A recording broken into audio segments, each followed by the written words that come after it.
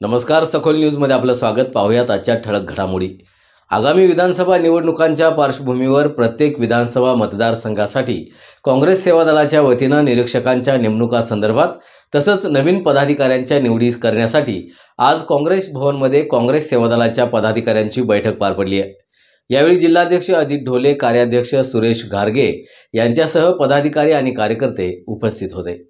पाहूया.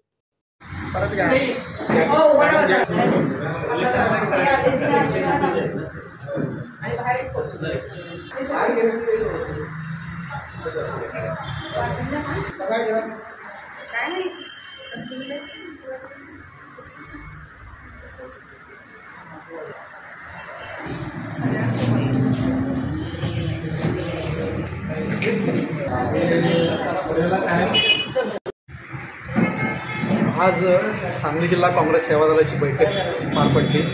यामध्ये आम्ही नवीन निवडी काही त्यामध्ये निवड केलेली आहे.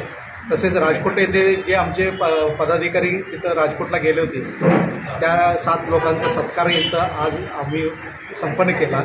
त्याच पद्धतीनं राहुल गांधींच्यावरती जे आरोप केले भाजपनं त्याचा निषेध केला आणि त्या निषेधाचं बुधवारी आम्ही ते निवेदन कलेक्टर साहेबांना आम्ही सेवा दलाच्या वतीनं देणार आहे.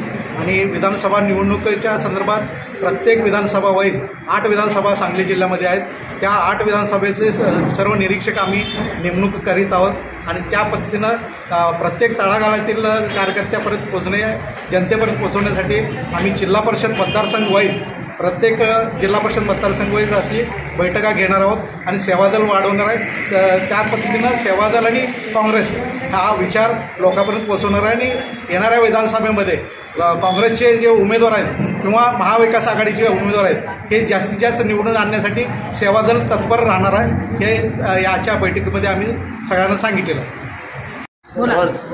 जिल्हा काँग्रेस सेवा दलाची आता मीटिंग झाली. ह्या मीटिंगचं मतेदार्थ असा होता की आम्हाला आता येणाऱ्या पुढल्या विधानसभेसाठी प्रत्येक तालुक्यावर आम्ही निरीक्षक नेमले आणि दुसरी गोष्ट म्हणजे आमचं संघटन कसं वाढलं जाईल अजून इथून पुढं त्याच्यावर विचार करण्यासाठी ही मीटिंग लावलेली होती. त्याचप्रमाणे परवा आमच्या राहुल गांधींच्यावर लोक तो आक्षेप घेतला की अमेरिकेत जाऊन चुकीचं बोलले. वास्तविकता ज्यांनी आक्षेप घेतला त्यांना इंग्लिश कळत नसेल असं माझं त्यांच्याबद्दल काय मत आहे.